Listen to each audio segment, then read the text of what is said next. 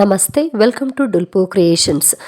ಇವತ್ತು ನವರಾತ್ರಿ ವಿಶೇಷವಾಗಿ ನಾನು ಒಂದು ಇನ್ಸ್ಟಂಟಾಗಿ ಮಾಡುವಂಥ ಒಂದು ಶಾವಿಗೆ ಪಾಯಸನ ನಾನು ತೋರಿಸ್ತಾ ಇದ್ದೀನಿ. ನೀವು ಇದನ್ನ ಖೀರಾಗಿ ಅಥವಾ ಪಾಯಸ ಆಗಿ ಹೇಗಾದರೂ ಮಾಡ್ಕೊಳ್ಬೋದು. ಇದು ಯಾವುದೇ ಥರ ಪ್ರಮೋಷನಲ್ ವಿಡಿಯೋ ಅಲ್ಲ, ನಾನು ಇನ್ಸ್ಟಂಟಾಗಿ ಮಾಡುವಂಥ ಒಂದು ಐಟಮ್ ರೆಸಿಪಿನ ನಿಮಗೆ ತೋರಿಸ್ತಾ ಇರೋದು. ಅದನ್ನೇ ನಂದಿನಿ ಪಾಯಸ ಮಿಕ್ಸ್. ಇದನ್ನು ತುಂಬ ಸಿಂಪಲ್ಲಾಗಿ ಈಸಿಯಾಗಿ ಫಾಸ್ಟಾಗಿ ಹೇಗೆ ಮಾಡ್ಬೋದು ಅಂತ ನಾನು ನಿಮಗೆ ತೋರಿಸ್ತಾ ಇದ್ದೀನಿ. ಸೊ ಈ ಪ್ಯಾಕೆಟ್ನ ಬಂದುಬಿಟ್ಟು ನೀವು ಓಪನ್ ಮಾಡಿಕೊಂಡು ಡೈರೆಕ್ಟಾಗಿ ಒಂದು ಮಿಕ್ಸಿಂಗ್ ಬೌಲ್ ಅಥವಾ ಕಂಟೈನರ್ಗೆ ನೀವು ಅದನ್ನ ಟ್ರಾನ್ಸ್ಫರ್ ಮಾಡ್ಕೋಬೇಕು.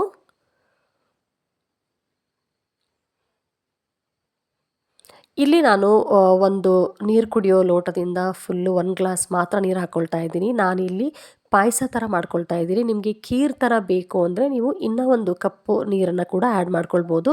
ಸೊ ನೀರು ಹಾಕಿಬಿಟ್ಟು ಫಸ್ಟು ನಾನು ನಿಮಗೆ ವಿಡಿಯೋದಲ್ಲಿ ತೋರಿಸ್ತಾ ಇರೋ ರೀತಿಯಲ್ಲಿ ಅದನ್ನು ಒಂದು ಮಿಕ್ಸ್ ಮಾಡ್ಕೊಳ್ಳಿ. ಬಿಸಿ ನೀರಿಗೆ ನೀವು ಯಾವುದೇ ಇನ್ಸ್ಟಂಟ್ ಮಿಕ್ಸ್ನ ಹಾಕಿದಾಗ ಇಮಿಡಿಯೇಟಾಗಿ ಅದು ಗಂಟಾಗ್ಬಿಡತ್ತೆ. ಸೊ ಹಾಗಾಗಿ ನಾವು ಫಸ್ಟು ನಾರ್ಮಲ್ ವಾಟರ್ಗೆ ಮಿಕ್ಸ್ಗಳನ್ನ ಹಾಕ್ಕೊಂಡು ಫಸ್ಟ್ ಒಂದು ಸರಿ ಜಸ್ಟ್ ಒಂದು ಫಾಸ್ಟ್ ಮಿಕ್ಸ್ನ ಕೊಟ್ಬಿಟ್ಟು ನಂತರ ಅದನ್ನು ಸ್ಟವ್ ಮೇಲೆ ಇಡೋದ್ರಿಂದ ಯಾವುದೇ ಥರ ಗಂಟುಗಳು ಆಗೋದಿಲ್ಲ. ಸೊ ಈಗ ನೀವು ಸ್ಟವ್ನ ಹೈ ಫ್ಲೇಮಲ್ಲಿ ಇಟ್ಕೊಂಡ್ಬಿಟ್ಟು ಇದನ್ನು ಕಂಟಿನ್ಯೂಯಸ್ ಆಗಿ ಕೈ ಆಡಿಸ್ತಾನೆ ಬರಬೇಕು, ಇಲ್ಲ ಅಂದರೆ ಅದು ತಳ ಹಿಡಿದು ಬಿಡತ್ತೆ. ಇದು ನಿಮಗೆ ಜಸ್ಟ್ ಮ್ಯಾಕ್ಸಿಮಮ್ ಅಂತ ಅಂದ್ರೂ 5 to 6 ಮಿನಿಟ್ಸಲ್ಲಿ ಆಗಿಬಿಡತ್ತೆ. ನೀವು ಸ್ಲೋ ಫ್ಲೇಮಲ್ಲೂ ಕೂಡ ಮಾಡ್ಕೊಳ್ಬೋದು. ನೀವು ಲೋ ಫ್ಲೇಮಲ್ಲಿ ಮಾಡ್ಕೊಳ್ಳೋದಾದರೆ ಇದು ನಿಮಗೆ 10 ಮಿನಿಟ್ಸ್ ಆಗುತ್ತೆ. ನೀವು ಹೈ ಫ್ಲೇಮಲ್ಲಿ ಮಾಡಿಕೊಂಡ್ರೆ ಇದು ನಿಮಗೆ 5 ಮಿನಿಟ್ಸಲ್ಲಿ ಇನ್ಸ್ಟಂಟಾಗಿ ಖೀರು ಅಥವಾ ಪಾಯಸ ರೆಡಿ ಆಗಿಬಿಡತ್ತೆ.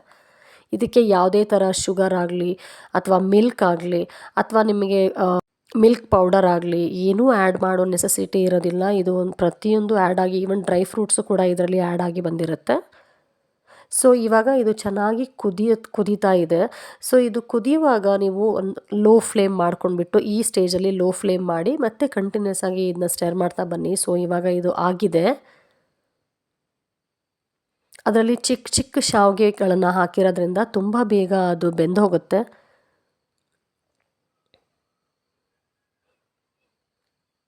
ಈಗ ನಾನಿಲ್ಲಿ ಆಪ್ಷನಲ್ ನಿಮಗೆ ನಾನಿಲ್ಲಿ ಡೆಸಿಕೇಟೆಡ್ ಕೊಕೊನಟ್ ಪೌಡರ್ನ 1 ಟೇಬಲ್ ಸ್ಪೂನ್ ಹಾಕ್ಕೊಳ್ತಾ ಇದ್ದೀನಿ. ನೀವು ಬೇಕಿದ್ರೆ ರೆಗ್ಯುಲರ್ ಆಗಿ ನಿಮ್ಮ ಮನೆಯಲ್ಲಿ ಇರೋವಂಥ ಕಾಯಿ ತುರಿ ಅಥವಾ ಹಸಿ ಕಾಯಿ ತುರಿನ ಕೂಡ ಹಾಕ್ಕೊಳ್ಬೋದು. ಸ್ವೀಟಿಗೆ ಸ್ವಲ್ಪ ಎಕ್ಸ್ಟ್ರಾ ಎಸೆನ್ಸ್ ಬರಲಿ ಅನ್ನೋ ಕಾರಣಕ್ಕೆ ನಾನು ಅದನ್ನು ಇಲ್ಲಿ ಆ್ಯಡ್ ಮಾಡ್ಕೊಳ್ತಾ ಇದ್ದೀನಿ. ಇದು ಆಪ್ಷನಲ್ ನಿಮಗೆ. ಸೊ ಇದೇ ಥರ ನೀವು ಒಂದ್ಸರಿ ಇನ್ಸ್ಟಂಟಾಗಿ ಮಾಡ್ಕೊಂಡು ನೋಡಿ, ತುಂಬ ಟೇಸ್ಟಿಯಾಗಿರುತ್ತೆ, ತುಂಬ ಸ್ಪೆಷಲಾಗೂ ಕೂಡ ಇರುತ್ತೆ. ಇಮಿಡಿಯೇಟಾಗಿ ಯಾರಾದರೂ ಅನ್ಎಕ್ಸ್ಪೆಕ್ಟೆಡ್ ಆಗಿ ಯಾರಾದರೂ ಗೆಸ್ಟ್ ಬಂದ್ರೂ ಕೂಡ ನೀವು ಇದನ್ನು ಮಾಡ್ಬೋದು ಅಥವಾ ದೇವರ ನೈವೇದ್ಯಕ್ಕೂ ಕೂಡ ಇದನ್ನ ಮಾಡ್ಕೊಳ್ಬೋದು.